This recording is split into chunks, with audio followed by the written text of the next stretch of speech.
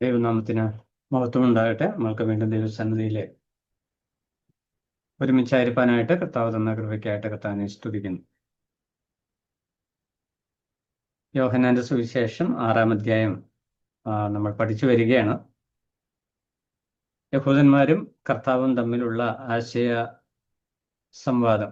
അതായത് അഞ്ചപ്പം കൊണ്ട് 5000 പേരെ പോഷിപ്പിച്ചതിന് ശേഷം കർത്താവ് കഫർന്നഹൂമിലേക്ക് പോവുകയും ഇവർ പിന്തുടർന്ന് കർത്താവിങ്കൽ അടുക്കലെത്തുകയും ചെയ്യുന്നു. അതിനുശേഷം ഉണ്ടാകുന്ന സംസാരമാണ് അല്ലെ കർത്താവിന്റെ ഉപദേശമാണ് നമ്മൾ ശ്രദ്ധിച്ചുകൊണ്ടിരിക്കുന്നത്.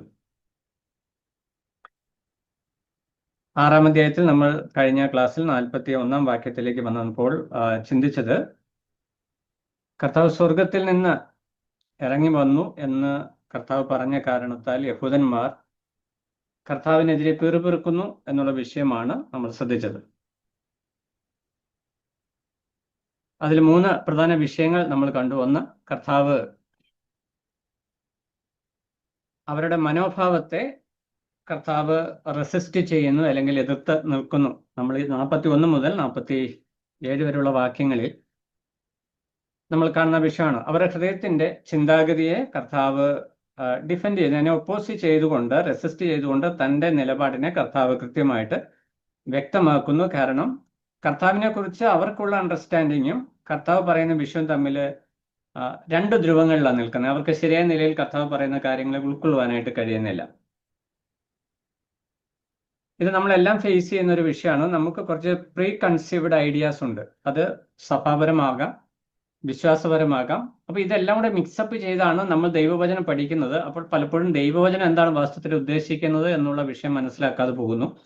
ഇവിടെ ഇവരെ സംബന്ധിച്ചുള്ള വിഷയം, ജോസഫിന്റെ മറിയുടെ മകനായ ഇവൻ എങ്ങനെ സ്വർഗത്തിൽ നിന്ന് വന്നവനാകും, അതാണ് അവരുടെ മെയിൻ വിഷയം.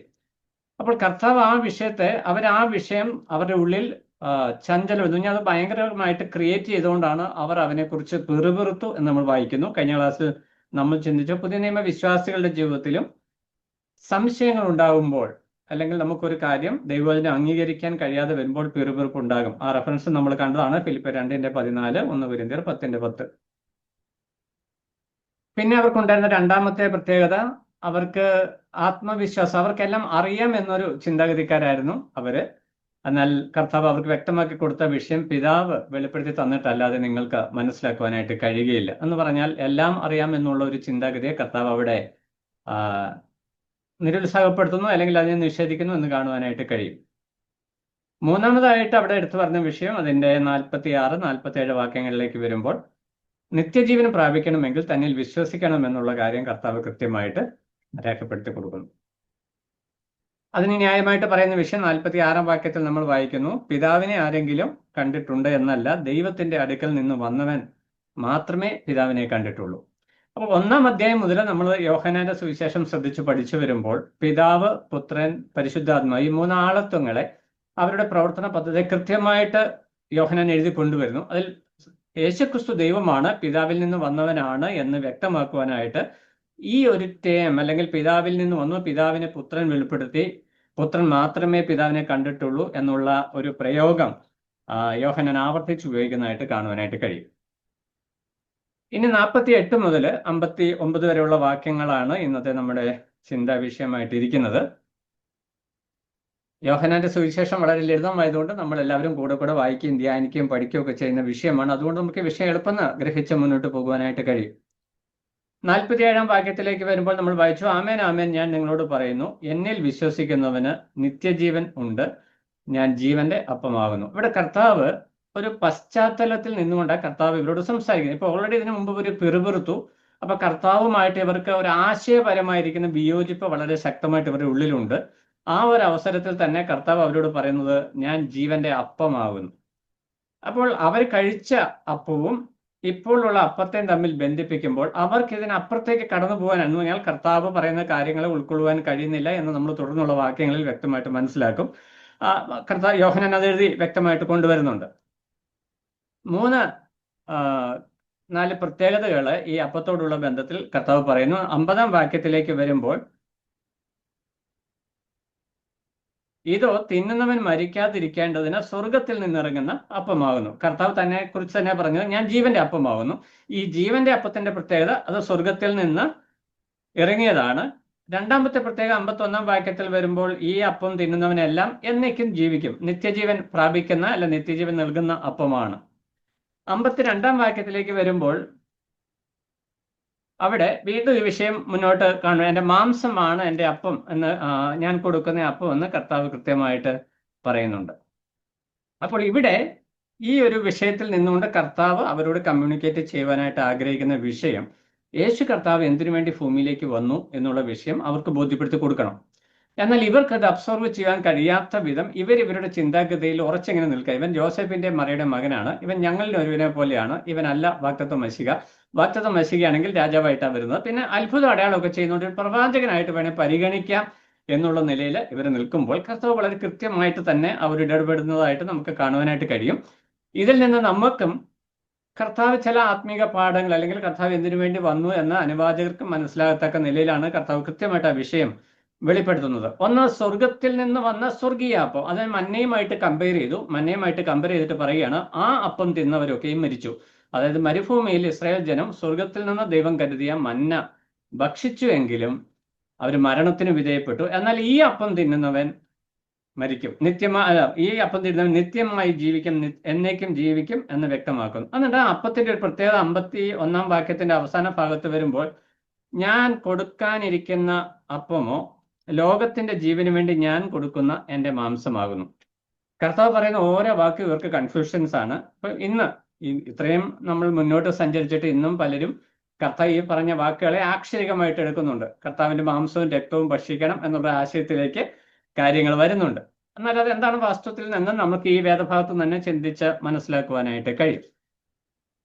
ഇവിടെ രണ്ട് കാര്യങ്ങളാണ് നമുക്ക് പ്രത്യേകിച്ച് കാണുവാൻ. 53-ാം വാക്യത്തിലേക്ക് വരുമ്പോൾ യേശു അവരോട് പറഞ്ഞത്, ആമേൻ ആമേൻ ഞാൻ നിങ്ങളോട് പറയുന്നു, നിങ്ങൾ മനുഷ്യപുത്രന്റെ മാംസം തിന്നാതെയും അവന്റെ രക്തം കുടിക്കാതെയും ഇരുന്നാൽ നിങ്ങൾക്ക് ഉള്ളിൽ ജീവനില്ല.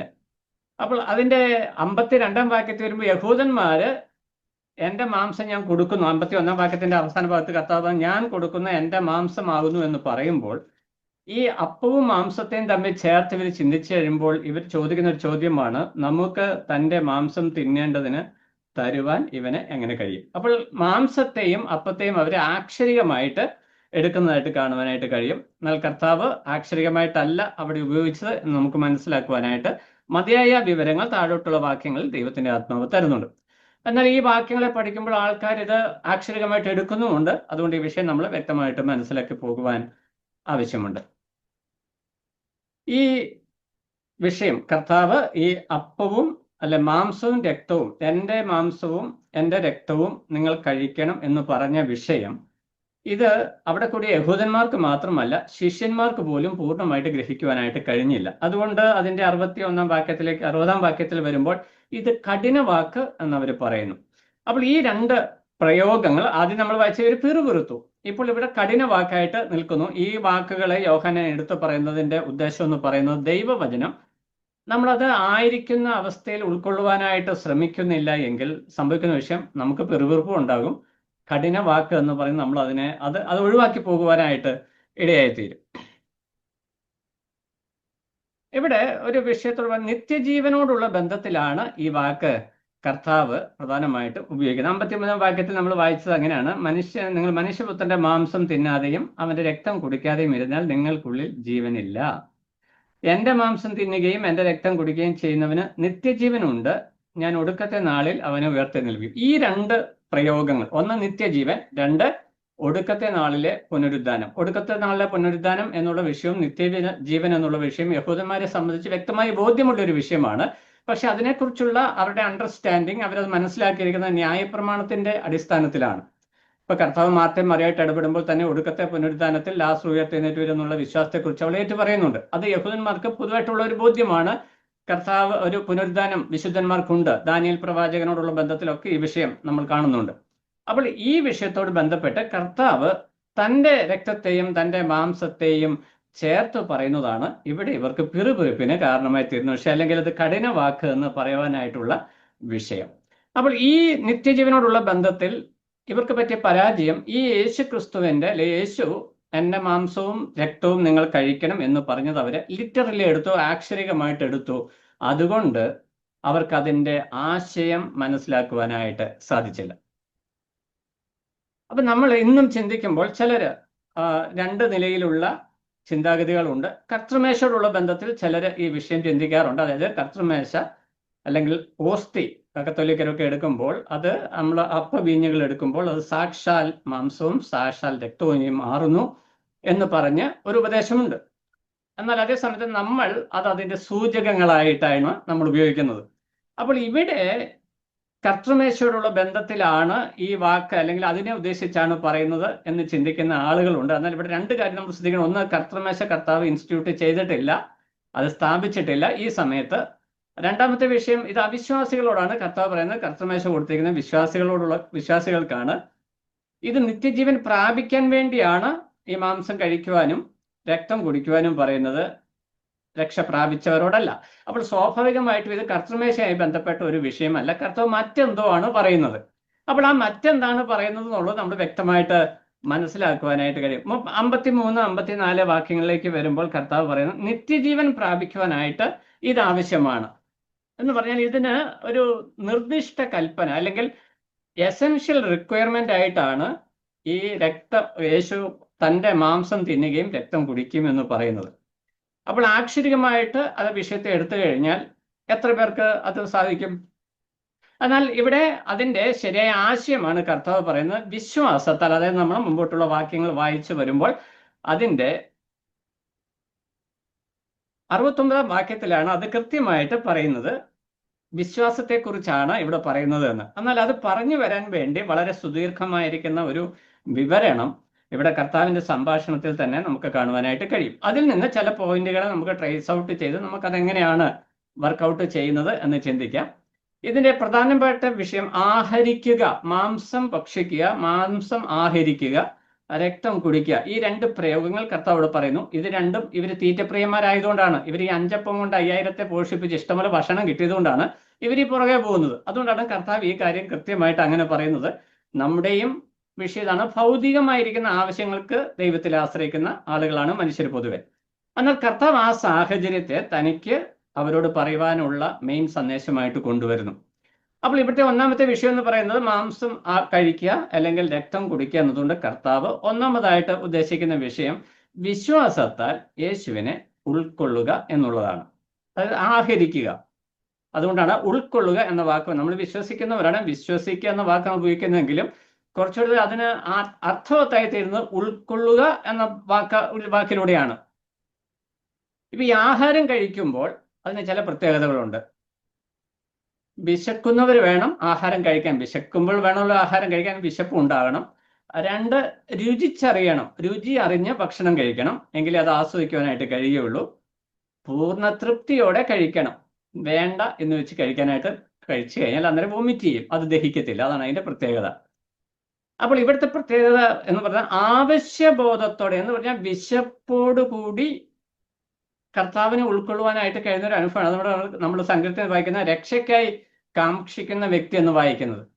അപ്പൊ രക്ഷ അല്ലെങ്കിൽ കർത്താവ് അല്ലെങ്കിൽ ദൈവം എന്നോട് എന്തു പറയുന്നു എന്ന് അറിയുവാനായിട്ടുള്ള ആത്മാർത്ഥമായ ആഗ്രഹത്തോടു കൂടി കർത്താവിൻ്റെ അടുക്കിലേക്ക് വരണം. കർത്താവിനെ വിശ്വസിക്കുക എന്ന് പറഞ്ഞാൽ പാപത്തിൽ നിന്ന് എനിക്ക് ശരിയായ ഒരു വിടുതൽ വേണം എന്നുള്ള പൂർണ്ണ ബോധ്യത്തിൽ കർത്താവിൽ വിശ്വസിക്കുക. അത് ആ വിശപ്പ് നമുക്കുണ്ടാകണം. കർത്താവിനെ രുചിച്ചറിയുക, കർത്താവിനെ വ്യക്തമായി മനസ്സിലാക്കി വിശ്വസിക്കുക. ഇവർ കർത്താവിനെ അനുഗമിച്ചത് എന്താ? അത്ഭുതം ചെയ്യുന്ന ഒരാളാണ്, തങ്ങൾക്ക് വിശപ്പും രോഗമൊക്കെ മാറിക്കിട്ടും എന്നതിൽ കവിഞ്ഞ് അവർക്ക് ഒരു ദൈവപുത്രനാണ്, വാഗ്ദത്ത മശികയാണ് എന്ന് പൂർണ്ണമായി ഉൾക്കൊള്ളുവാനായിട്ട് അവർക്ക് കഴിഞ്ഞില്ല.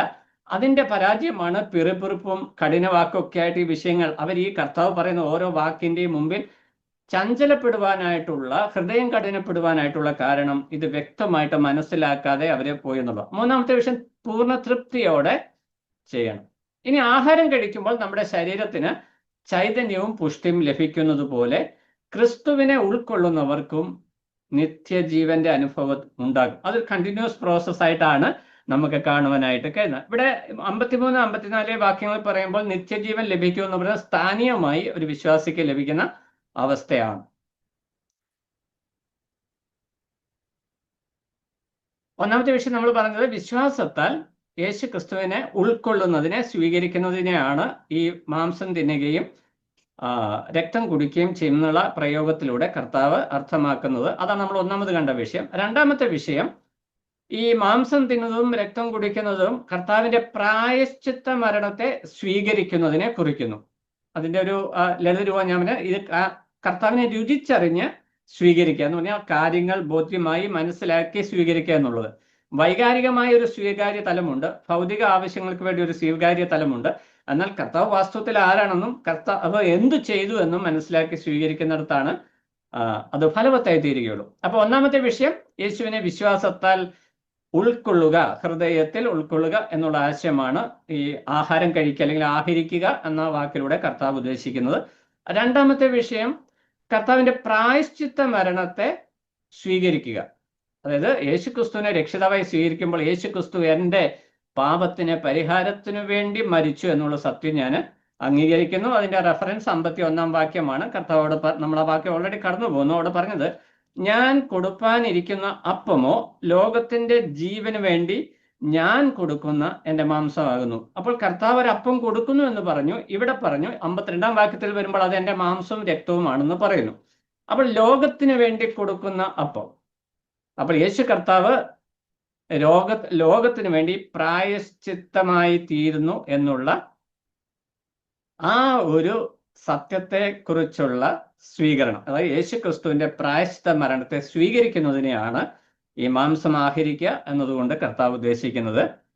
40 വാക്യത്തിൽ അതിന്റെ ആശയം കുറച്ചുകൂടെ നമ്മൾ ഓൾറെഡി കടന്നു പോകുന്നതാണ്. പുത്രനെ നോക്കിക്കൊണ്ട് അവനിൽ വിശ്വസിക്കുക, അതായത് യേശു കർത്താവിനെ മനസ്സിലാക്കി വിശ്വസിക്കുക. അപ്പൊ യേശുക്രിസ്തു ദൈവപുത്രനാണെന്ന് മനസ്സിലാക്കണം. യേശുക്രിസ്തു പ്രായശ്ചിത്ത യാഗമായി തീർന്നു എന്നുള്ള കാര്യം മനസ്സിലാക്കി ഈ വ്യക്തമായ ബോധ്യങ്ങളോടെ വിശ്വസിക്കുന്ന വ്യക്തിക്കാണ് നിത്യജീവൻ ലഭിക്കുക. അത് കർത്താവ് പറയുമ്പോൾ ഇവർക്ക് അത് ഒന്നും മനസ്സിലാകുന്നില്ല. അതാണ് ഇവിടുത്തെ പ്രശ്നം. അപ്പൊ ഇവര് കർത്താവിനെതിരെ ഹൃദയം കഠിനപ്പെട്ടു പോകുന്നതിന് കാരണം സ്വർഗത്തിൽ നിന്ന് വന്നു എന്ന് പറയുന്നതിനെ അവർക്ക് പ്രശ്നമാണ്. അതിൻ്റെ കൂടെ എൻ്റെ മാംസം ഞാൻ നിങ്ങൾക്ക് തരുന്നു എന്ന് പറയുമ്പോൾ അവർക്ക് ഒട്ടും അബ്സോർവ് ചെയ്യാനായിട്ട് കഴിയുന്നില്ല. അതിന് കാരണം ഇവരുടെ ഹൃദയത്തിൽ ഇവരിവിടെ വന്നിരിക്കുന്നത് ദൈവവചനം കേൾക്കുവാനോ ദൈവത്തെ മനസ്സിലാക്കുവാനോ ഒന്നുമല്ല. ഇവരുടെ ഹൃദയത്തിൽ ഇവരുടെ കുറെ ന്യായപ്രമാണം, യഹൂദ പാരമ്പര്യം, ഇതെല്ലാം വെച്ചൊരു സിസ്റ്റം ഇവരുടെ ഉള്ളിലുണ്ട്. ആ മുൻധാരണയുടെ അടിസ്ഥാനത്തിൽ യേശു കർത്താവിനെ വിമർശന ബുദ്ധിയോടെ ഒന്ന് വിസ്തരിക്കാനായിട്ടാണ് ഇവരിയ്ക്കുന്നത്. യേശു കർത്താവ് ചെയ്യുന്ന പ്രവൃത്തി നിനക്ക് ഇത് എന്ത് അധികാരം കൊണ്ട് നീ ഇത് ചെയ്യുന്നു? ഇത് നമ്മൾ കർത്താവിന്റെ പരസ്യ ശുശ്രൂഷയിൽ പല ഭാഗത്തും യഹൂദന്മാർ നീ എന്ത് അധികാരത്തോടു കൂടി ഇത് ചെയ്യുന്നു എന്ന് ചോദിക്കും. അപ്പൊ ഇവര് വന്നതിന്റെ ഉദ്ദേശം ദൈവഹിതം മനസ്സിലാക്കുക എന്നുള്ളതല്ല, കർത്താവിൽ എന്ത് കുറ്റം കണ്ടെത്തുക എന്നുള്ളത്. അതാണ് ഇവർക്ക് ഇടർച്ചയായിട്ട് നിൽക്കുന്ന വിഷയം. അപ്പോൾ ഇവിടെ നമ്മൾ പറഞ്ഞു വരുമ്പോൾ രണ്ടാമത്തെ പ്രായശ്ചിത്ത മരണത്തെ അംഗീകരിക്കുക. അതിൽ വ്യക്തിപരമായി ഓരോരുത്തരും സ്വീകരിക്കണം. അവിടെ അതാണ് 56 വാക്യത്തിൽ വായിക്കുന്നത്, എൻ്റെ മാംസം തിന്നുകയും എൻ്റെ രക്തം കുടിക്കുകയും ചെയ്യുന്നവൻ എന്നിലും ഞാൻ അവനിലും വസിക്കുന്നു. അപ്പോൾ ഇവിടെ വ്യക്തിപരമായി യേശു കർത്താവിനെ സ്വീകരിക്കേണ്ട ആവശ്യകത, അല്ലെങ്കിൽ യേശു ക്രിസ്തുവിൽ വിശ്വസിക്കേണ്ട ആവശ്യകത അവിടെ എടുത്തു പറയുന്നു. യോഹന്നാൻ 1:29 വരുമ്പോൾ ഇതാ ലോകത്തിന്റെ പാപം ചുമക്കുന്ന ദൈവത്തിന്റെ കുഞ്ഞാട്. അപ്പൊ യോഹന്നാൻ സ്നാപകൻ യേശു കർത്താവിനെ പരിചയപ്പെടുത്തിയപ്പോൾ തന്നെ ഈ യഹൂദ ജനത്തിന് പരിചയപ്പെടുത്തിയ വിഷയം ലോകത്തിന്റെ പാപം ചുമക്കുന്ന ദൈവത്തിന്റെ കുഞ്ഞാടാണ് ക്രിസ്തു എന്നുള്ള വിഷയമാണ്. അപ്പോൾ തന്നെ ഈ മാംസം, രക്തം, ഈ യാഗത്തോട് ബന്ധപ്പെട്ട വിഷയങ്ങളാണ് ഇത് രണ്ടും. അത് യഹൂദന്മാർക്ക് അത് കൃത്യമായിട്ട് അറിയാം. പക്ഷെ ഇവർക്ക് അത് ഉൾക്കൊള്ളാൻ കഴിയാത്തതിന് കാരണം, അല്ലെങ്കിൽ യോഹന്നാൻ ചൂണ്ടിക്കാണിച്ച ആ ദൈവ കുഞ്ഞാടിനെ ഇവർക്ക് മനസ്സിലാക്കുവാൻ കഴിയാത്തതിന് കാരണം യേശു കർത്താവ് കേവലം ജോസഫിന്റെയും മറിയുടെയും മകൻ മാത്രമാണ് എന്നൊരു മുൻധാരണയിലാണ് ഇവര് ഈ യേശുവിന്റെ പിന്നാലെ സഞ്ചരിക്കുന്നത്. അതുകൊണ്ട് വിമർശന ബുദ്ധിയോടെ ഇവർ യേശുവിനെ വീക്ഷിക്കുന്നു. അതുകൊണ്ട് അവർ രക്ഷയ്ക്ക് മുഖാന്തരമായില്ല. അപ്പോൾ കർത്താവ് കൃത്യമായിട്ട് അവരോട് പറയുകയാണ്, നിങ്ങൾ ആഹാരത്തിന് വേണ്ടി എൻ്റെ പുറകെ വരുന്നു, പക്ഷെ എൻ്റെ മാംസം കഴിക്കാതെയും എൻ്റെ രക്തം കുടിക്കാതെയും നിങ്ങൾക്ക് നിത്യജീവൻ പ്രാപിക്കുവാനായിട്ട് കഴിയുകയില്ല.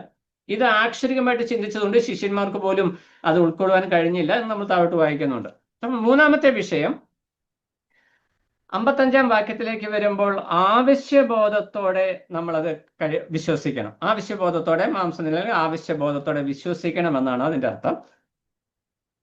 ഈ ആവശ്യബോധം എന്ന് ഞാൻ അവിടെ ഉദ്ദേശിക്കുന്ന വിഷയം വിശപ്പും ദാഹവും മൂലം ഉണ്ടാകുന്ന ആവശ്യബോധമാണ് ആഹാരവും വെള്ളവും കഴിക്കുവാനായിട്ട് നമ്മളെ പ്രേരിപ്പിക്കുന്നത്. അപ്പോൾ രക്ഷയ്ക്ക് വേണ്ടിയുള്ള ഒരു ദാഹവും ഒരു വിശപ്പും ഏതൊക്കെ വ്യക്തിക്കുണ്ടോ ആ വ്യക്തിക്കാണ് ഈ വിഷയം മനസ്സിലാക്കുക. 65 വാക്യത്തിലേക്ക് വരുമ്പോൾ പിതാവ് കൃപ നൽകിയിട്ടല്ലാതെ ആർക്കും എൻ്റെ അടുക്കൽ വരുവാൻ കഴിയുകയില്ലെന്ന് കർത്താവ് പറയുന്നു. പിതാവ് ആകർഷിച്ചിട്ടല്ലാതെ ആർക്കും വരുവാൻ കഴിയുകയില്ല എന്ന് കർത്താവ് പറയുന്നുണ്ട്. എന്നാൽ ഈ രണ്ട് ആശയങ്ങളും ചേർന്ന് നിൽക്കുന്നത് രക്ഷയ്ക്കായി കാക്ഷിക്കുന്ന വ്യക്തികളോടുണ്ട്. അപ്പൊ മനുഷ്യന്റെ ഒരു പങ്ക് അവിടെയുണ്ട്. ചിലർ പറയും ഇത് പിതാവ് ആകർഷിക്കുന്നവർ മാത്രമേ സ്വർഗത്തിൽ പോകത്തുള്ളൂ.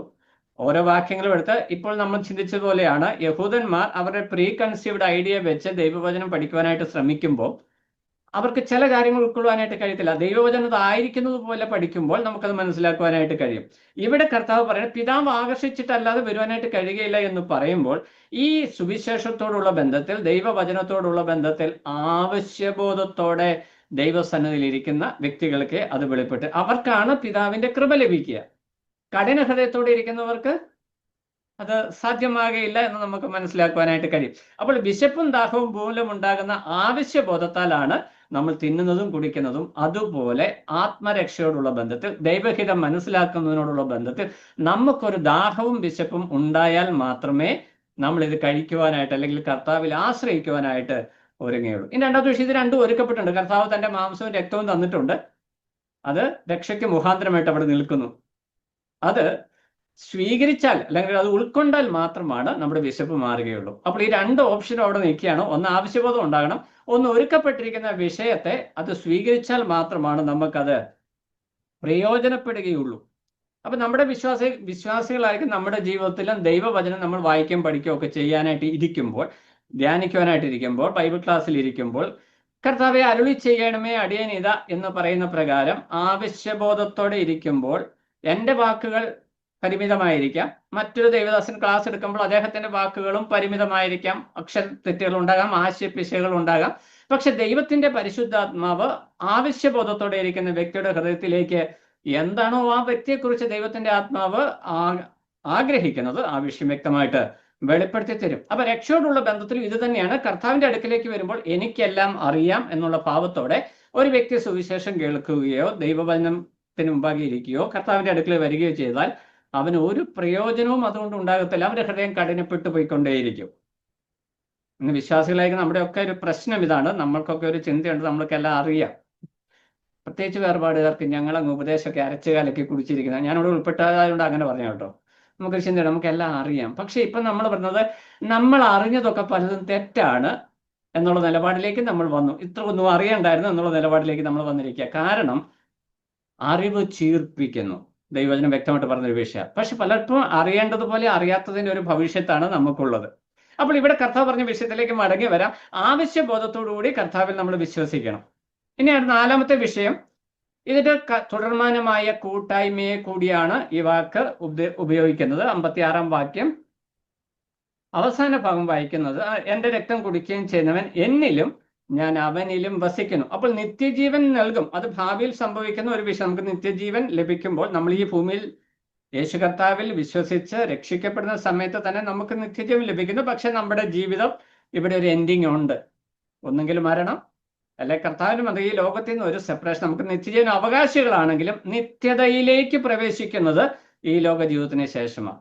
എന്നാൽ ഇവിടെ കർത്താവ് പറയുന്നത് അവിടെ പറയുന്നത് 56 വാക്യത്തിൽ എന്നിലും ഞാൻ അവനിലും വസിക്കുന്നു എന്ന് പറഞ്ഞാൽ അവിടെ ഒരു കണ്ടിന്യൂസ് ഫെലോഷിപ്പ്, ഒരാത്മീക കൂട്ടായ്മ ബന്ധം ഈ ആഹാരത്തിലൂടെ അല്ലെങ്കിൽ യേശു ക്രിസ്തുവിൽ വിശ്വസിക്കുന്നതിൽ കൂടെ യേശു ക്രിസ്തുവുമായിട്ട് വിച്ഛേദിക്കുവാനാകാത്ത, വേർപെടുത്തുവാനാകാത്ത ഒരാത്മീക കൂട്ടായ്മ ബന്ധം ഈ ഭൂമിയിൽ വെച്ച് തന്നെ ലഭിക്കുന്നു.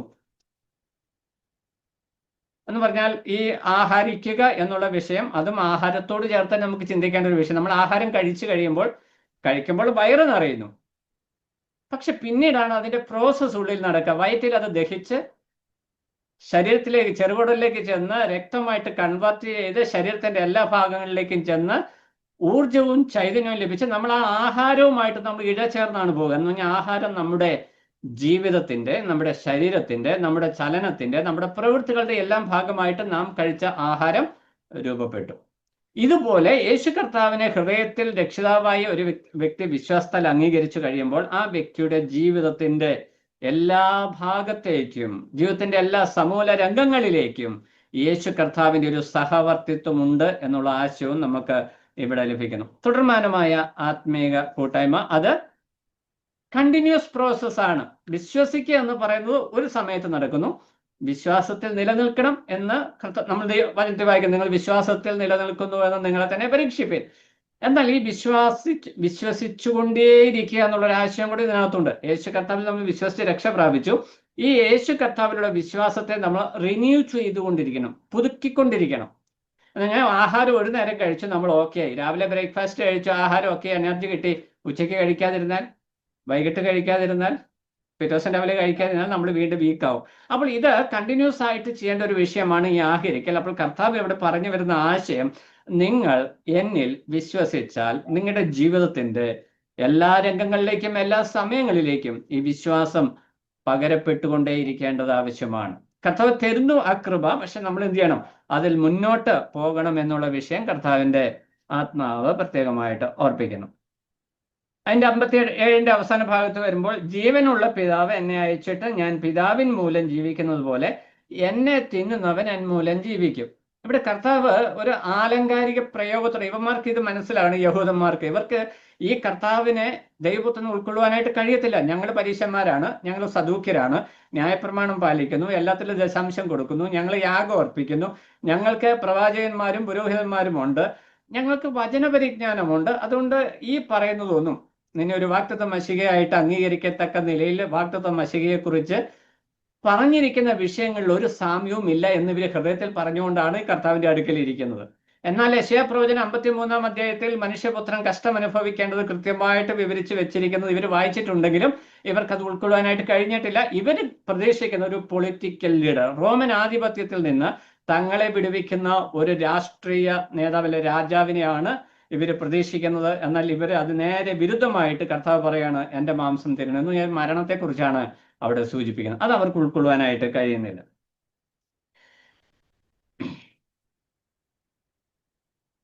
പിന്നീട് 58-ാം വാക്യവും 59-ാം വാക്യത്തിലും വരുമ്പോൾ മന്നയുമായിട്ട് കർത്താവ് ഒന്ന് കമ്പയർ ചെയ്യുകയാണ്. സ്വർഗത്തിൽ നിന്നുള്ള അപ്പമാണ് മന്ന, സ്വർഗത്തിൽ നിന്നുള്ള അപ്പമാണ് കർത്താവ് എന്ന് പറഞ്ഞതിന് ശേഷം ഒരു കമ്പയർ ചെയ്തിട്ട് പറയുകയാണ്, സ്വർഗത്തിൽ നിന്ന് ഇറങ്ങി വന്ന അപ്പം ഇതാകുന്നു, പിതാക്കന്മാർ തിന്നുകയും മരിക്കുകയും ചെയ്തതുപോലെ അല്ല, ഈ അപ്പം തിന്നുന്നവൻ എന്നേക്കും ജീവിക്കും. എന്ന് പറഞ്ഞാൽ യേശു കർത്താവിനെ വിശ്വാസത്താൽ ഹൃദയത്തിൽ സ്വീകരിക്കുന്ന വ്യക്തികൾക്ക് അവൻ എന്നേക്കും ജീവിക്കും, അല്ലെങ്കിൽ ജീവൻ ലഭിക്കും എന്നുള്ളത് അവിടെ പറയുന്നു. എന്നിട്ട് അതിന്റെ കോണ്ടെക്സ്റ്റ് പറഞ്ഞു, അവൻ കഫർന്നഭൂമിയിൽ ഉപദേശിക്കുമ്പോൾ പള്ളിയിൽ വെച്ച് ഇത് പറഞ്ഞു. അപ്പോൾ ആ സന്ദർഭം കൂടെ യോഹന്നാൻ കൃത്യമായിട്ട് പറയുകയാണ്. പള്ളിയിൽ വെച്ച് അവരോട് സംസാരിച്ചപ്പോൾ കർത്താവ് പറഞ്ഞതാണ്, പ്രത്യേകിച്ച് യഹൂദന്മാരുടെ പള്ളിയിൽ വെച്ച്, അല്ലെങ്കിൽ നമ്മൾ പറഞ്ഞു കഴിഞ്ഞാൽ സിനഗോഗ്, അതാണ് ശരിയായ പ്രയോഗം. സിനഗോഗിൽ വെച്ച് കർത്താവ് ഇവരോട് സംസാരിച്ചു. കർത്താവ് പറഞ്ഞ വിഷയം എന്താ? താൻ മരിക്കുവാനായിട്ട് പോവുകയാണ്. ഇവർക്ക് അഞ്ചപ്പം, ഇവരൊരു അത്ഭുത സൃഷ്ടിയായിരിക്കുന്ന അല്ലെങ്കിൽ അത്ഭുതം പ്രവർത്തിക്കുന്ന ഒരു രാജാവിനെ ഇവർ പ്രതീക്ഷിച്ചപ്പോൾ കർത്താവ് പറഞ്ഞ വിഷയം, ഞാൻ മരിക്കാനായിട്ട് പോവുകയാണ്, എൻ്റെ മാംസവും എൻ്റെ രക്തവും തമ്മിൽ വേർപെടുവാനായിട്ട് പോവുകയാണ്. ഇത് അവർക്ക് ഉൾക്കൊള്ളുവാനായിട്ട് കഴിഞ്ഞില്ല. അതിന് കാരണം പ്രാകൃത മനുഷ്യൻ ദൈവാത്മാവിന്റെ ഉപദേശം കൈക്കൊള്ളുന്നത്. കൊരിന്ത്യർ ലേഖനത്തിൽ നമ്മൾ വായിക്കും, അത് ദൈവത്തിന്റെ ആത്മാവ് അവനിൽ ഇല്ലാത്തത് കൊണ്ട് അവൻ അത് ഗ്രഹിക്കുവാനായിട്ട് കഴിയുകയില്ല. അപ്പൊ രക്ഷിക്കപ്പെട്ട ഒരു ദൈവ പൈതലിന് മാത്രമേ, വീണ്ടും ജനിക്കപ്പെട്ട ഒരു വ്യക്തിക്ക് മാത്രമേ ദൈവവചനം ശരിയായ നിലയിൽ മനസ്സിലാക്കുള്ളൂ. അത് വിശ്വാസ കുടുംബത്തിൽ ജനിച്ചത് കൊണ്ടോ വിശ്വാസ സമൂഹത്തിൽ ആയിരിക്കുന്നത് കൊണ്ടോ ക്രിസ്തീയ സമൂഹത്തിൽ ആയിരിക്കുന്നതുകൊണ്ടോ ഒരു വ്യക്തിക്ക് ദൈവവചനം ശരിയായ നിലയിൽ മനസ്സിലാക്കുവാനായിട്ട് കഴിയില്ല. വീണ്ടും ജനനത്തിന്റെ അനുഭവം ഉണ്ട്. നമുക്കറിയാം, ക്രിസ്തീയ സമൂഹം എന്ന് പറയുന്ന ഒത്തിരി സമുദായങ്ങൾ അല്ലെങ്കിൽ വിഭാഗങ്ങൾ ചേർന്നാണ്. എല്ലാ വിഭാഗങ്ങളും നമ്മൾ ഉപദേശ വിഷയങ്ങൾ വ്യത്യാസമുണ്ട്. എന്താ കാരണം? ഈ വ്യത്യാസമാണ്. വീണ്ടും ജനനത്തിന്റെ ശരിയായ അനുഭവം ഉള്ളവർക്ക് മാത്രമേ അത് ശരിയായ നിലയിൽ ഉൾക്കൊള്ളുവാനായിട്ട് കഴിയത്തുള്ളൂ. കർത്താവ് ഈ വിഷയം പിതാവ് ആകർഷിച്ചിട്ടല്ലാതെ അല്ലെങ്കിൽ പിതാവ് വെളിപ്പെടുത്തി കൊടുത്തിട്ടല്ലാതെ ആർക്കും ഈ പുത്രൻ പറയുന്ന ആശയത്തെ ശരിയായ നിലയിൽ ഉൾക്കൊള്ളുവാനായിട്ട് കഴിയുകയില്ല എന്ന് പറയുന്നു. ഇനി അതിന്റെ 60 തൊട്ട് 71 വരെയുള്ള വാക്യങ്ങൾ, അവസാന ഭാഗം വരെയുള്ള വാക്യങ്ങളിൽ ആത്മീക വ്യതിചലനത്തിനുള്ള ഒരു മറുമരുന്ന് എന്താണെന്ന് അവിടെ പറഞ്ഞു തരുന്നത്. ഇവരുടെ പ്രശ്നം ആത്മീക വ്യതിചലനമാണ്, അതിനുള്ള മറുമരുന്ന് ഒറ്റമൂലി എന്താണെന്നാണ് പറഞ്ഞു വരുന്നത്. എന്നാൽ അതിന് മുമ്പിലേക്ക് വരുമ്പോൾ ഒത്തിരി കാര്യങ്ങൾ അതിനകത്ത് പറയുന്നുണ്ട്. 60-ാം വാക്യത്തിൽ നമ്മൾ വായിക്കുന്നത്, അവന്റെ ശിഷ്യന്മാർ പലരും അത് കേട്ടിട്ട്, ഇത് കഠിന വാക്ക്, ഇത് ആർക്ക് കേൾപ്പാൻ കഴിയും എന്ന് പറഞ്ഞു. ദൈവമക്കൾക്ക് എന്ന് വിശ്വാസികൾക്കുള്ളൊരു പ്രശ്നമാണ്. നമ്മൾ ഉപദേശ വിഷയങ്ങളൊക്കെ കൈകാര്യം ചെയ്യുമ്പോൾ, ദൈവവചനം പഠിച്ചു കഴിയുമ്പോൾ നമ്മുടെയൊക്കെ ഉള്ളിൽ ഒരു പ്രീ കൺസീവ്ഡ് ഐഡിയ എല്ലാവർക്കും ഉണ്ട്. ഇതെല്ലാ മനുഷ്യർക്കും, എല്ലാ ആളുകൾക്കും ഉള്ളൊരു വിഷയം, എല്ലാവർക്കും അവരുടേതായ ചില മുൻധാരണകളുണ്ട്. അപ്പോൾ അത് വെച്ചാണ് അവർ കർത്താവിൽ വിശ്വസിക്കുന്നതും, അത് വെച്ചാണ് അവർ ബൈബിൾ വായിക്കുന്നതും പഠിക്കുന്നതും. ഈ ഒരു മുൻധാരണ വെച്ചുകൊണ്ടാണ്. ആ മുൻധാരണ വെച്ച് പഠിച്ചതുകൊണ്ട് ഇവരെന്ത് പറഞ്ഞു? ഈ കർത്താവ് പറഞ്ഞ വാക്ക് കഠിന വാക്ക്, അത് ഹാർഡാണ്, അത് ഉൾക്കൊള്ളുവാനായിട്ട്, ഗ്രഹിക്കുവാനായിട്ട് കഴിയുന്നില്ല. എന്നാൽ ഇവിടെ ശരിയായുള്ള പ്രശ്നം എന്താണ്? ഇവർക്ക് മനസ്സിലായി. എന്ത് മനസ്സിലായി? ലോകത്തിനു വേണ്ടി എൻ്റെ ജീവനെ പകരമായി കൊടുക്കുന്നതാണ് ഈ അപ്പം എന്ന് കർത്താവ് 51 വാക്യം ഇതിനു മുമ്പ് പറഞ്ഞു. പക്ഷെ അത് മരണത്തെക്കുറിച്ച് പറയുന്നു എങ്കിലും ഇവർക്കത് ഉൾക്കൊള്ളുവാൻ കഴിയാത്തതിന് കാരണം യേശു കർത്താവ് മരിക്കുവാനായിട്ട് വന്നു എന്നുള്ള യാഥാർത്ഥ്യം അവർക്ക് ഉൾക്കൊള്ളാൻ പറ്റുന്നില്ല. അതന്നെ അതിന്റെ അടിസ്ഥാന വിഷയം. അപ്പോൾ ഇത് കഠിന വാക്കാണെന്ന് പറഞ്ഞു. ഇത് ആർക്ക് കേൾപ്പാനായിട്ട് കഴിയും? അവരെല്ലാവരും കേട്ടതല്ലേ, പിന്നെ കേൾപ്പാനായിട്ട് കഴിയും, അത് വേറൊരു ആശയം. കേൾക്കുക എന്ന് പറഞ്ഞാൽ മനസ്സിൽ അത് ഗ്രഹിക്കുവാനായിട്ട് കഴിയും എന്ന അതിന്റെ ആശയം. അപ്പോൾ ഇത് ആരാ പറയുന്നത്? ശിഷ്യന്മാര്. അപ്പോൾ ഒരു കാര്യം വ്യക്തമാണ്, ഈ 12 ശിഷ്യന്മാരെ കൂടാതെ യേശു ക്രിസ്തുവിന്റെ ശിഷ്യത്വം സ്വീകരിച്ച് കർത്താവിന്റെ കൂടെ കുറെ ആളുകൾ ഉണ്ടായിരുന്നു. ഇവരുടെ ശിഷ്യന്മാർ കർത്താവ് എവിടെ പോയാലും കൂടെ പോകുന്ന ആളുകളാണ്. പക്ഷെ ഇവര് പറയുകയാണ് ഇത് കഠിന വാക്കാണ്. ഈ അപ്പോസ്തോലന്മാർക്കും ഇത് കഠിന വാക്കായിരുന്നു നമ്മൾ പിന്നീട് മനസ്സിലാക്കുന്നുണ്ട്. അപ്പോൾ ദൈവവചനം കേൾക്കുമ്പോൾ, വായിക്കുമ്പോൾ, പഠിക്കുമ്പോൾ ഇത് കഠിനമായി തീരുവാനായിട്ടുള്ള 1-2 കാര്യങ്ങളുണ്ട്. അപ്പൊ നമ്മൾ പ്രായോഗികമായിട്ട് ചിന്തിച്ച വിഷയം യഹൂദന്മാർക്ക് പറ്റാഞ്ഞതിന് കാരണം, ഒന്ന് ന്യായപ്രമാണം, അത് അവർക്ക് മുൻധാരണയായിരുന്നു. 2, അവരുടെ ജീവിതത്തിലെ മോറൽ സിൻസ്, ധാർമ്മിക പാപങ്ങൾ ജീവിതത്തിൽ ഉണ്ടെങ്കിൽ ദൈവവചനം ഉള്ളിൽ ക്രിയ ചെയ്യത്തില്ല. 3, മതപരമായ മുൻവിധികൾ, ജൂവിഷ് റിലീജിയൻ അവരെ കർത്താവിനെ അംഗീകരിക്കുന്നത് തടസ്സപ്പെടുത്തി. പിന്നെ അവരുടെ ഉള്ളിലെ ചോദ്യങ്ങൾക്ക് കൃത്യമായി ഉത്തരം ലഭിക്കാതെ വരുമ്പോഴും ഈ ഹാർഡ്നെസ്, കാഠിന്യഭാവം ഉണ്ടായിത്തീരും എന്ന് മനസ്സിലായി. നമ്മുടെയൊക്കെ ജീവിതത്തിൽ നമ്മൾ ഫേസ് ചെയ്യുന്ന വിഷയം, ബൈബിൾ പഠിച്ചു വരുമ്പോൾ ചില കാര്യങ്ങൾക്കൊന്നും ഒരെത്തും പിടിയും കിട്ടത്തില്ല. അപ്പോൾ നമ്മൾ ബൈബിളിൽ ഒരു വാക്യമുണ്ട്, മറിഞ്ഞിരിക്കുന്നതൊക്കെ യഹോവയ്ക്കുള്ളത്, കഠിനം മനസ്സിലാക്കാൻ പറ്റാത്ത ദൈവത്തിനുള്ളത്. പക്ഷെ മനസ്സിലാക്കാൻ പറ്റാതെ വരുന്നതിന് എന്ന് പറഞ്ഞാൽ ചില കാര്യങ്ങളുണ്ട്. എന്നാൽ നമ്മൾ അറിഞ്ഞിരിക്കേണ്ട എല്ലാ കാര്യങ്ങളും, അതായത് ഒരു മനുഷ്യൻ അല്ലെങ്കിൽ ദൈവ പൈതൽ ദൈവവചനത്തിൽ നിന്ന് എന്തൊക്കെ കാര്യങ്ങൾ മനസ്സിലാക്കണമെന്ന് ദൈവം ആഗ്രഹിക്കുന്നു, ആ കാര്യങ്ങളെല്ലാം മനസ്സിലാകും വിധം വെളിപ്പെടുത്തി തന്നിട്ടുണ്ട്. അത് മനസ്സിലാകുന്നില്ലെങ്കിൽ അതിനുള്ള കാരണം ഈ യഹൂദന്മാർക്ക് പറ്റിയതുപോലെ ഹൃദയ കാഠിന്യം എന്ന് പറഞ്ഞാൽ ദൈവവചനം ക്രിയ ചെയ്യുന്നതിന് വിരുദ്ധമായി നിൽക്കുന്ന ചില കാര്യങ്ങൾ ഹൃദയത്തിലുണ്ട് എന്നുള്ളത് തന്നെ എൻ്റെ ആശയം. അതുകൊണ്ട് ദൈവവചനം പഠിക്കുവാനായിട്ട് ഇരിക്കുമ്പോൾ നമ്മൾ എപ്പോഴും ഓപ്പൺ മൈൻഡോട് കൂടി ഇരിക്കണം. അത് ദൈവവചനം ധ്യാനിക്കുവാനായിട്ട് നമ്മൾ ദൈവസന്നിധി ഇരിക്കുമ്പോഴും തുറന്ന ഹൃദയത്തോടെ ഇരിക്കുക എന്ന് പറഞ്ഞാൽ നമ്മൾ നമ്മുടെ മുൻധാരണയൊക്കെ അങ്ങോട്ട് മാറ്റി വെച്ചിട്ട് ദൈവവചനം എന്ത് പറയുന്നു അത് അതുപോലെ അനുസരിക്കുവാനായിട്ടുള്ള ഒരു ആറ്റിറ്റ്യൂഡിലേക്ക് ഒരു മാനോ. ഇന്ന് നമ്മൾ വരുമ്പോൾ യുക്തി, റീസണിങ്ങിലെ ഫിലോസഫി, പിന്നെ റിലീജിയസ് ആയിട്ടുള്ള അണ്ടർസ്റ്റാൻഡിങ്, പിന്നെ സയൻസ്, ഇങ്ങനെ എല്ലാ വിഷയങ്ങളും കൊണ്ടുവന്നത് ഇതൊന്നുമായിട്ട് ബൈബിൾ ചേർന്ന് പോകുന്നില്ല എന്ന് നമ്മൾ ഈ പുസ്തകം അടക്കി വെച്ചിട്ട് പലരും നമ്മുടെ ചെറുപ്പക്കാർക്കൊക്കെ പറ്റുന്നൊരു പരാജയത. പക്ഷെ ദൈവവചനത്തിങ്കിലേക്ക് ശരിയായ നിലയിൽ അന്വേഷണ ബുദ്ധിയോടെ ഇറങ്ങി ചെല്ലുന്ന ഒരു വ്യക്തിക്ക് ഇതിലെ ആത്മീയ സത്യങ്ങൾ മനസ്സിലാക്കും എന്നുള്ളതാണ് അതിന്റെ ആശയം.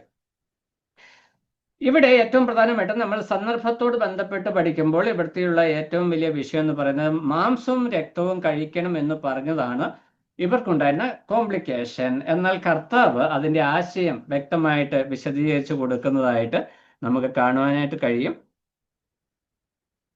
അതിന്റെ 63-ാം വാക്യത്തിലേക്ക് വരുമ്പോൾ 62-ാം വാക്യത്തിൽ കർത്താവ് ചോദിക്കുകയാണ്, 61, ശിഷ്യന്മാർ അതിനെ ചൊല്ലി പിറുപിറുക്കുന്നത് യേശു തന്നിൽ തന്നെ അറിഞ്ഞ് അവരോട്, ഇത് നിങ്ങൾക്ക് ഇടർച്ചയാകുന്നുവോ? മനുഷ്യപുത്രൻ മുമ്പേ ഇരുന്നിടത്തേക്ക് കയറിപ്പോകുന്നത് നിങ്ങൾ കണ്ടാലോ? അപ്പോൾ കർത്താവ് ഒന്നാമത് അവർ കോംപ്ലിക്കേറ്റഡ് ആയിട്ട് ഇരിക്കുകയാണ്. അതിൻ്റെ കൂടെ വേറൊരു പ്രശ്നം കൂടെ വിട്ടുകൊടുക്കുകയാണ്. എന്താ? ഇവൻ മാംസവും രക്തവും കഴിക്കണമെന്ന് കർത്താവ് പറഞ്ഞാൽ അവർക്ക് ഉൾക്കൊള്ളാനായിട്ട് പറ്റില്ല. അപ്പൊ കർത്താവ് ചോദിക്കുകയാണ്, അങ്ങനെയെങ്കിൽ മനുഷ്യപുത്രൻ സ്വർഗത്തിലേക്ക് കയറിപ്പോകുന്നത് നിങ്ങൾ കണ്ടാലോ എന്ന് ചോദിക്കുമ്പോൾ വീണ്ടും കോംപ്ലിക്കേറ്റഡ് ആവുകയാണ് അവരുടെ സിറ്റുവേഷൻ. അപ്പോൾ കർത്താവ് അവരുടെ വിശ്വാസത്തിന് ഒറ്റ വാക്കിൽ മറുപടി കൊടുക്കില്ല. എന്നാൽ കർത്താവ് അടുത്ത വാക്യത്തിൽ 63-ാം വാക്യത്തിലേക്ക് വരുമ്പോൾ അവിടെ കൃത്യമായ നിലയിൽ കർത്താവ് ആ വിഷയം പറഞ്ഞു കൊടുക്കുന്നതായിട്ട് നമുക്ക് കാണുവാനായിട്ട് കഴിയും. 63-ാം വാക്യത്തില് വായിക്കുന്നത്, ജീവിപ്പിക്കുന്നത് ആത്മാവാകുന്നു, മാംസം ഒന്നിനും ഉപകരിക്കുന്നില്ല. ഞാൻ നിങ്ങളോട് സംസാരിച്ച വചനങ്ങൾ തന്നെ ആത്മാവും ജീവനും വന്നു. കർത്താവ് ആദ്യം ഇവരെ ഒന്ന് കൺഫ്യൂഷനിലാക്കി. കർത്താവ് സന്ദർഭോചിതമായിട്ട്, നമുക്കറിയാം നമ്മളും ഇന്ന് പല സ്ഥലങ്ങളിൽ സുവിശേഷം അറിയിക്കുമ്പോൾ ഒരു പശ്ചാത്തലം കണ്ട് അതിനോട് ബന്ധപ്പെട്ട്, അപ്പോൾ അപ്പം തിരുന്ന വിഷയത്തോട് ബന്ധപ്പെട്ട് അവർ നിൽക്കുന്നതുകൊണ്ടാണ് കർത്താവ് തൻ്റെ മരണത്തെക്കുറിച്ച് സൂചകമായിട്ട് അങ്ങനെ പറഞ്ഞത്. പക്ഷെ അവർക്ക് ഉൾക്കൊള്ളുവാനായിട്ട് കഴിഞ്ഞില്ല.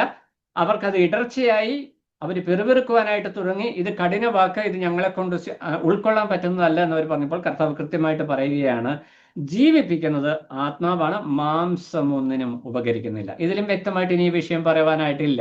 എന്ന് പറഞ്ഞാൽ നമ്മൾ ഇന്നത്തെ ഭാഷയിൽ മനസ്സിലാക്കുമ്പോൾ കൊർന്നല്യോസിനോട് കർത്താവ് പറഞ്ഞ അതേ പ്രയോഗം തന്നെയാണ് കർത്താവ്. വീണ്ടും ജനിക്കുന്നില്ല എങ്കിൽ ദൈവരാജ്യം അവകാശമാക്കുവാനായിട്ട് കഴിയത്തില്ല. വെള്ളത്താലും ആത്മാവിനാലും ജനിക്കണം, അതാണ് വീണ്ടും ജനനം. അപ്പൊ പരിശുദ്ധാത്മാവിനാൽ ഉണ്ടാകുന്ന ജനനത്തെയാണ് കർത്താവ് ഇവിടെ മാംസത്തോടും രക്തത്തോടും ബന്ധപ്പെടുത്തി പറഞ്ഞത്. അതായത് യേശു കർത്താവിലുള്ള വിശ്വാസത്താൽ പരിശുദ്ധാത്മാവിനാൽ ലഭിക്കുന്ന വീണ്ടും ജനനം. ഈ വീണ്ടും ജനനം കൂടാതെ ആർക്കും, ഞാൻ മുമ്പ് പറഞ്ഞ വിഷയം തന്നെയാണ് ഈ വീണ്ടും ജനന അനുഭവം എന്ന് പറഞ്ഞാൽ ദൈവത്തിന്റെ പരിശുദ്ധാത്മാവ് ഒരു വ്യക്തിയിൽ വസിക്കാതെ ആ വ്യക്തിക്ക് ദൈവവചനം കേട്ടാലോ വായിച്ചാലോ ഒന്നും ഉൾക്കൊള്ളുവാനായിട്ട് കഴിയത്തില്ല. അതുകൊണ്ടാണ് നമ്മുടെ ഇടയ്ക്ക് രാഷ്ട്രീയക്കാരും മത മേലധ്യക്ഷന്മാരൊക്കെ ബൈബിൾ വായിച്ച് ഗിരിപ്രഭാഷണമൊക്കെ അവർ കൃത്യമായിട്ട് പ്രാക്ടീസ് ചെയ്യാൻ നോക്കുന്നുണ്ട്. എന്നാൽ അതിൻ്റെ ഉള്ളിലേക്ക് ചെന്ന് നമ്മളെപ്പോലെ ദൈവവചനത്തിലെ മാർമിക സത്യങ്ങൾ, ഉപദേശ സത്യങ്ങൾ മനസ്സിലാക്കുവാനായിട്ട് അവർക്ക് കഴിയാത്തതിന് കാരണം അവർക്ക് വീണ്ടും ഞാൻ അനുഭവമില്ല, അവരിൽ പരിശുദ്ധാത്മാവ് പ്രവർത്തിക്കുന്നില്ല എന്നുള്ളത്. അപ്പോൾ ഇത് പരിശുദ്ധാത്മാവ് പ്രവർത്തിക്കുന്ന നമ്മൾക്ക് കുറച്ചുകൂടി ഉത്തരവാദിത്വം അതിൽ കൂടുതലുണ്ട് എന്ന് മനസ്സിലാക്കുവാനായിട്ട് കഴിയും. വീണ്ടും ജനനം കൂടാതെ നമുക്ക് ദൈവവചനത്തെ മനസ്സിലാക്കുവാനായിട്ട് കഴിയത്തില്ല. അപ്പോൾ കർത്താവ് ഇവിടെ പറഞ്ഞത് ആ മാംസം ഒന്നിനും ഉപകരിക്കുന്നില്ല. അപ്പോൾ കർത്താവ് തന്നെ മാംസത്തെ കുറിച്ച് എന്താ പറഞ്ഞത്? അപ്പോൾ ഈ പരിശുദ്ധാത്മാവ് മുഖാന്തരം കർത്താവായ യേശു ക്രിസ്തുവിന്റെ മാംസത്താൽ അല്ലെങ്കിൽ മരണത്താൽ ഒരുക്കപ്പെടുന്ന രക്ഷയിൽ വിശ്വസിക്കുക എന്നുള്ളതാണ് കർത്താവ് ഇവർക്ക് കൊടുത്ത ഉപദേശം. പക്ഷെ അവർക്ക് മനസ്സിലായില്ല. എന്നിട്ട് പറയുകയാണ്, ഞാൻ നിങ്ങളോട് സംസാരിച്ച വചനങ്ങൾ തന്നെ ആത്മാവും ജീവനുമാകുന്നു എന്ന് പറഞ്ഞാൽ കർത്താവിന്റെ വചനം കേട്ട് വിശ്വസിക്കുക എന്നുള്ളതാണ് കർത്താവ് അവിടെ കൊടുത്ത ആശയം. അതിന് കൊടുത്തിരിക്കുന്ന ആശയം എന്ന് പറയുന്നത് ഇവർക്ക് ഇപ്പോഴിതൊന്നും മനസ്സിലായിട്ടില്ല. അടുത്ത 64 വാക്യത്തിലേക്ക് വരുമ്പോൾ പറയുകയാണ്, എങ്കിലും വിശ്വസിക്കാത്തവർ നിങ്ങളുടെ ഇടയിൽ ഉണ്ട് എന്ന് പറഞ്ഞു. വിശ്വസിക്കാത്തവർ ഇന്നവരെന്നും തന്നെ കാണിച്ചു കൊടുക്കുന്നവൻ ഇന്നവൻ എന്നും യേശു ആദ്യം മുതൽ അറിഞ്ഞിരുന്നു. ഇത് ഹേതുവായിട്ടത്രേ ഞാൻ നിങ്ങളോട് പിതാവ് കൃപ നൽകിയിട്ടല്ലാതെ ആർക്കും എൻ്റെ അടുക്കൽ വരുവാൻ കഴിയുകയില്ല എന്ന് പറഞ്ഞു. അപ്പോൾ ഇവിടെ കർത്താവ് ചെയ്തതായിരിക്കുന്ന പ്രവൃത്തി എന്ന് പറയുന്നത് സുവിശേഷം ഏറ്റവും ലളിതമായ നിലയിൽ യഹൂദന്മാരോട് സംസാരിക്കുമ്പോൾ അവരായിരിക്കുന്ന പശ്ചാത്തലത്തിൽ അവരുടെ ഹൃദയകാഠിന്യത്തെ ഓപ്പൺ ചെയ്യുവാനായിട്ട്, അതിനൊന്ന് ബ്രേക്ക് ചെയ്യുവാനായിട്ടാണ് കർത്താവ് ശ്രമിച്ചത്. പക്ഷെ അവരുടെ ഹൃദയം കൂടുതൽ കഠിനപ്പെട്ടു. ശിഷ്യന്മാർ പോലും ഇത് കഠിനമാക്കുക, എൻ്റെ മാംസം തിന്നുകയും എൻ്റെ രക്തം കുടിക്കുകയും ചെയ്താൽ നിത്യജീവൻ ഉണ്ടാകും എന്ന് പറഞ്ഞ വിഷയം ഈ 12 ശിഷ്യന്മാരടക്കം ശിഷ്യന്മാർക്ക് പോലും അത് കഠിനവാക്കായിരുന്നു, അത് ഗ്രഹിക്കാൻ പ്രയാസമാണ് എന്ന് പറഞ്ഞപ്പോൾ കർത്താവ് അതിന്റെ വിശദീകരണം കൊടുത്തു. മാംസം ഒന്നിനും ഉപകരിക്കുന്നില്ല, ആത്മാവാണ് ജീവിപ്പിക്കുന്നത്. അപ്പോൾ വീണ്ടും ജനനത്തിന്റെ അനുഭവത്തിലേക്ക് വിശ്വാസത്താൽ വരണം എന്നുള്ള സന്ദേശം കൊടുക്കുന്നതായിട്ട് നമുക്ക് മനസ്സിലാക്കുവാനായിട്ട് കഴിയും. ഇവിടെയുള്ള പ്രോബ്ലം, ഈ യഹൂദന്മാർക്ക് ബേസിക് ആയിട്ടുള്ള അണ്ടർസ്റ്റാൻഡിങ് യേശു ക്രിസ്തു എന്നേക്കും ജീവിക്കുന്ന വ്യക്തിയാണ്. മരണം എന്നുള്ള ഒരു വിഷയം അവർക്ക് ഉൾക്കൊള്ളാനായിട്ട് പറ്റത്തില്ല. യോഹന്നാന്റെ സുവിശേഷം 12-ാം അധ്യായം അതിന്റെ 34-ാം വാക്യത്തിൽ വരുമ്പോൾ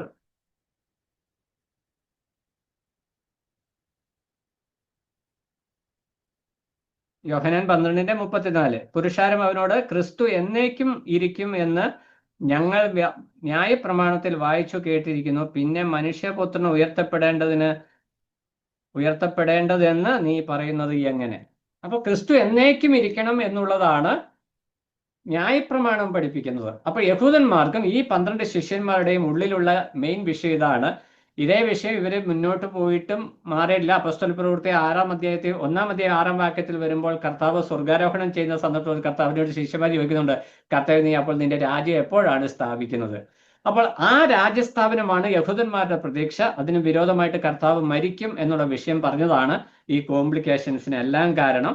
എന്നാൽ കർത്താവ് വളരെ വ്യക്തമായിട്ട് ഒറ്റ വാക്കിൽ പറഞ്ഞു, ദൈവത്തിന്റെ പരിശുദ്ധാത്മാവിനാലുള്ള വീണ്ടും ജനനമാണ് ഞാൻ എൻ്റെ മാംസവും രക്തവും എന്നതുകൊണ്ട് ഉദ്ദേശിച്ചത് എന്ന് വ്യക്തമായിട്ട് പറയുകയാണ്.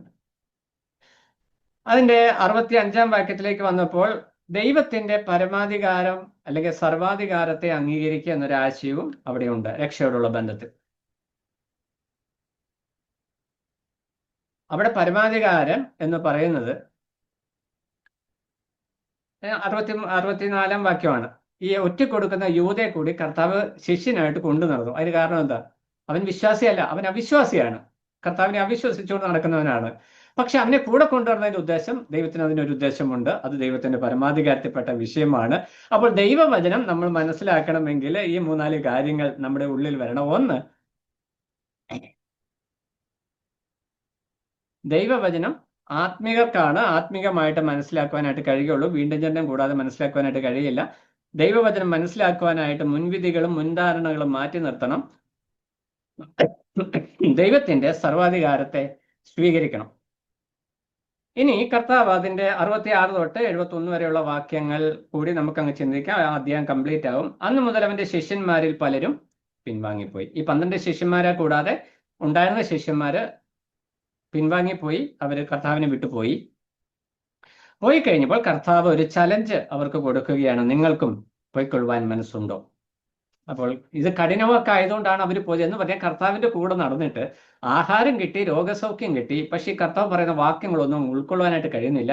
ക്രിസ്തു ആണ് എന്ന് പ്രതീക്ഷിച്ചവർ കർത്താവിന്റെ കൂടെ നടക്കുകയാണ്. ക്രിസ്തു എന്നേക്കും ഇരിക്കുമെന്നാണ് ന്യായപ്രമാണം പറയുന്നത്. പക്ഷെ യേശു പറയുകയാണ്, ഞാൻ മരിക്കുവാനായിട്ട് പോകുകയാണ്.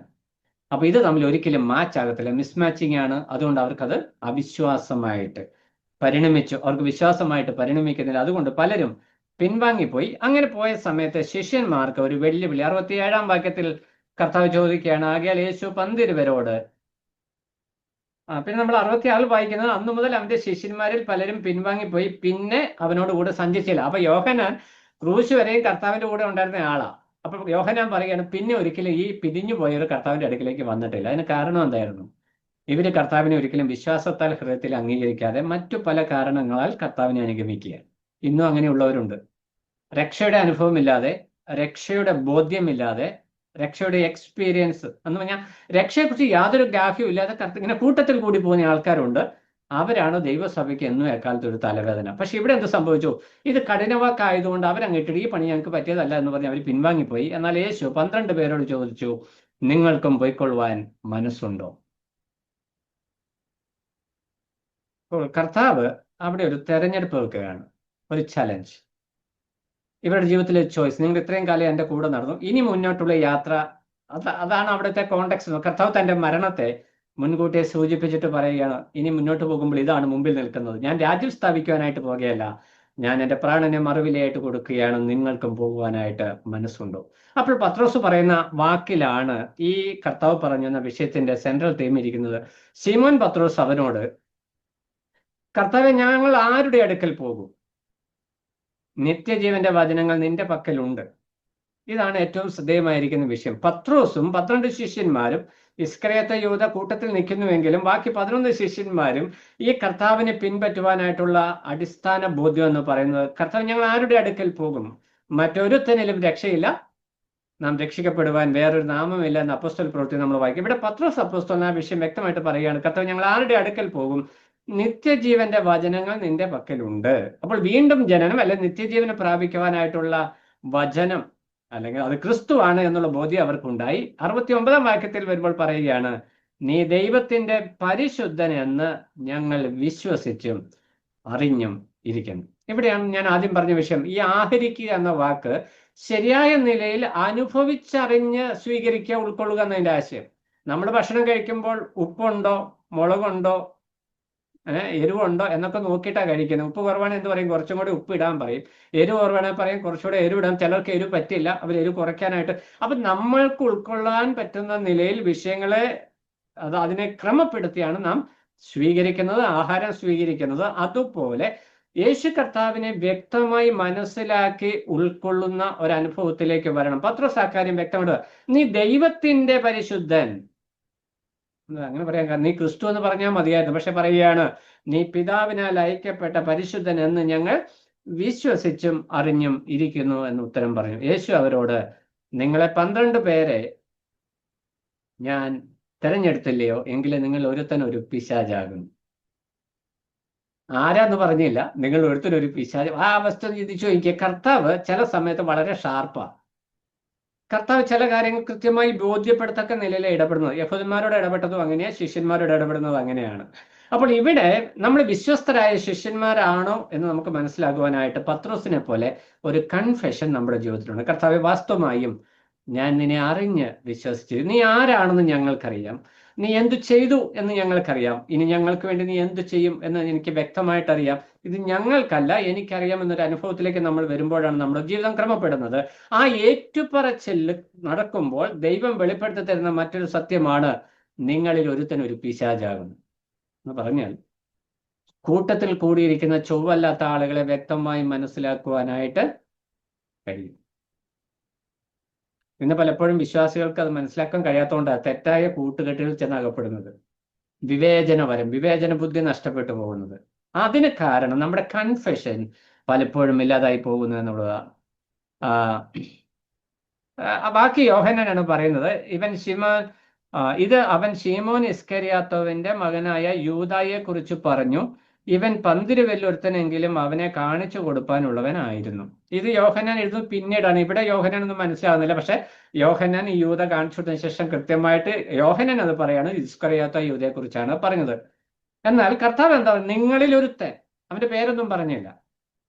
എന്നാൽ കൃത്യമായിട്ട് അവന്റെ ആ ഒരു ലക്ഷ്യം എന്താണ് എന്നത് കർത്താവ് വ്യക്തമായി വെളിപ്പെടുത്തി കൊടുത്തു. നമ്മുടെ വിശ്വാസ ജീവിതത്തിലേക്ക് നമ്മൾ വരുമ്പോൾ ഈ ഒരു വേദഭാഗത്തു നിന്ന് കർത്താവ് നമ്മളെ ഓർപ്പിക്കുന്ന പ്രധാനപ്പെട്ട വിഷയം, യേശു കർത്താവിനെ വ്യക്തമായി മനസ്സിലാക്കി വിശ്വാസത്താൽ ഉൾക്കൊള്ളുന്നതിനെയാണ് മാംസം കഴിക്കുകയും രക്തം കുടിക്കുകയും ചെയ്യുക എന്ന് പറയുന്നത്. അത് രുചിച്ചറിയേണ്ട ഒരു വിഷയമാണ്. അത് നമ്മുടെ ജീവിതത്തിൽ ഇഫക്റ്റീവ് ആകുന്ന ഒരു വിഷയം എന്ന് പറഞ്ഞാൽ അത് നമ്മുടെ ജീവിതത്തെ രൂപപ്പെടുത്തുന്ന ഒന്നാണ്. ആഹാരം കഴിക്കുമ്പോൾ നമുക്ക് വളർച്ചയും ഊർജ്ജസ്വലതയും ലഭിക്കുന്നത് പോലെ യേശു കർത്താവ് നമ്മുടെ ഹൃദയത്തിൽ വരുമ്പോൾ നമ്മുടെ ആത്മീക ജീവിതത്തിന് വളർച്ചയും പുഷ്ടിയും ഉണ്ടാകണം. അതാണ് അതിന്റെ ഉദ്ദേശം.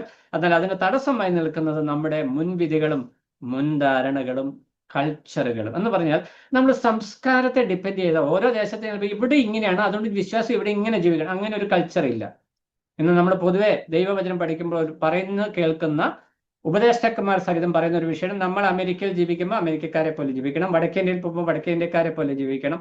അതിനും വാക്യമുണ്ട്, എല്ലാത്തിനും വാക്യമുണ്ടല്ലോ. പൗലോസ് പറയുന്നുണ്ട്, ഞാൻ ജാതികളെ നേടുന്നതിന് വേണ്ടി അവരെ പോലെയായി. കള്ളുകുടിയന്മാരെ നേടാൻ വേണ്ടി കള്ളു കുടിക്കുന്ന ബിരുദന്മാർ നമ്മുടെ ഇടയ്ക്കുണ്ട്. അങ്ങനെ നോക്കിക്കഴിഞ്ഞാൽ അങ്ങനെ നേടാൻ പോയി കഴിയുമ്പോൾ ഒരു വിശ്വാസം ഉണ്ടാവില്ല. ദൈവവചനം എങ്ങനെ പറയുന്നു എന്ന് വ്യക്തമായിട്ട് മനസ്സിലാക്കാതെ ഈ യഹൂദന്മാർ കർത്താവിന്റെ മാംസവും രക്തവും തിന്നാൻ പറഞ്ഞ വിഷയത്തിൽ കഠിനപ്പെട്ടു പോയതുപോലെ നമ്മുടെ അവസ്ഥ.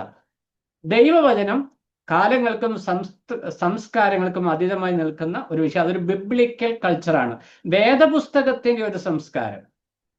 ആ സംസ്കാരം മനസ്സിലാക്കിയാണ് നാമധേയ സഭകളിൽ നിന്ന് നമ്മുടെ പിതാക്കന്മാർ രക്ഷ പ്രാപിച്ച് വിശ്വാസത്താലുള്ള നീതീകരണം പ്രാപിച്ച് അവിടെ നിന്നില്ല. അവരവിടെ നിന്ന് വേർപെട്ടു പോന്നു. വേർപാടിന്റെ മുദ്ര തങ്ങളുടെ ജീവിതത്തിൽ കാത്തുപാലിച്ചു. തങ്ങളുടെ ജീവിതത്തിൽ അവരെ വേർപാട് മുറുകെ കാണിക്കുവാനായിട്ട് ഇടയായി. ഇന്ന് നമ്മൾ പല അവസരങ്ങൾക്കും വേണ്ടി വേർപാട് വേണ്ട, അവരുമായിട്ട് ചെല്ലാം ഒന്നാണ് എന്നതിലേക്ക് നമ്മൾ വരികയാണ്. ഒരിക്കലും അങ്ങനെ. അതിന്റെ അർത്ഥം എന്ന് പറഞ്ഞാൽ ഈ ദൈവവചനത്തിലെ സത്യങ്ങൾ ഉൾക്കൊള്ളുവാൻ കഴിയാതെ നമ്മളുടെയൊക്കെ ഹൃദയത്തിന്റെ കണ്ണ് കഠിനപ്പെട്ടു പോയി, അല്ലെങ്കിൽ കഠിന വാക്കായി ദൈവവചനത്തെ വേർപാട് നമുക്കൊരു കഠിന വാക്കാണ്. ഉപദേശ സത്യങ്ങൾ നമുക്കൊരു കഠിന വാക്കാണ്. കാരണം കഠിനമാണ്, അതനുസരിക്കാനും പാലിക്കാനും ബുദ്ധിമുട്ട്. എന്നാൽ നമ്മുടെ മുൻധാരണ, ന്യായപ്രമാണം, യഹൂദ പാരമ്പര്യം, പിതാക്കന്മാര്, പ്രവാചകന്മാര്, ഞങ്ങൾ ചെയ്യുന്ന പ്രവൃത്തി, ഇതൊക്കെ അവർക്ക് അടിസ്ഥാനമായി നിന്നപ്പോൾ കർത്താവ് ഒരുക്കിയ കൃപയുടെ രക്ഷ അവർക്ക് കഠിന വാക്കായിരുന്നു. നമ്മളും ഇന്ന് വിശ്വാസികൾ എന്ന് പറയുന്നെങ്കിൽ നമ്മുടെ ജീവിതത്തിൽ നമ്മൾ പലതും ഇങ്ങനെ മുൻധാരണകൾ, പ്രീ കൺസീവ്ഡ് ഐഡിയാസ്, അത് മുറുകെ പിടിച്ചിട്ട് നമ്മൾ ഏത് ലോകത്തായിരിക്കുന്നു അതിനോട് ചേരുവാനായിട്ട് നമ്മൾ വഴികൾ കണ്ടെത്തുക. അതല്ല ദൈവവചനത്തിന്റെ വഴി, അത് മാറ്റത്തിന്റെ വഴിയാണ്, അത് ബോധ്യത്തിന്റെ വഴിയാണ്. ബോധ്യം ഉണ്ടാകണം. കർത്താവിനോട് പത്രോസ് എന്താ, കർത്താവേ, നീ ദൈവപുത്രൻ എന്ന് ഞങ്ങൾ വിശ്വസിച്ചും അറിഞ്ഞും ഇരിക്കുന്നു. അണ്ടർസ്റ്റാൻഡിങ്. യഹൂദന്മാർക്ക് ഈ മാംസവും രക്തവും എന്ന് പറഞ്ഞത് കർത്താവിന്റെ മരണത്തെക്കുറിച്ചാണെന്ന് മനസ്സിലായി, പക്ഷെ അവർക്ക് അത് ഉൾക്കൊള്ളുവാനായിട്ട് കഴിഞ്ഞിരുന്നില്ല. അതായിരുന്നു അവരുടെ കഠിനത, ഹൃദയകാഠിന്യം. എന്നാൽ പത്രോസിന് സംഭവിച്ച പ്രത്യേകത എന്താ?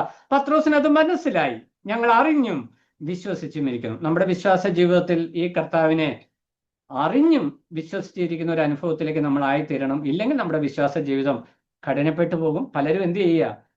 പലരും പിൻവാങ്ങിപ്പോയി, പിന്നെ കൂടെ സഞ്ചരിച്ചില്ല. ഒരു വിശ്വാസി വിശ്വാസത്തിൽ നിന്ന് വന്നതിന് ശേഷം പിന്മാറിപ്പോയാൽ അവനെ യഥാസ്ഥാനപ്പെടുത്തുക അസാധ്യം. കാരണം എന്താ?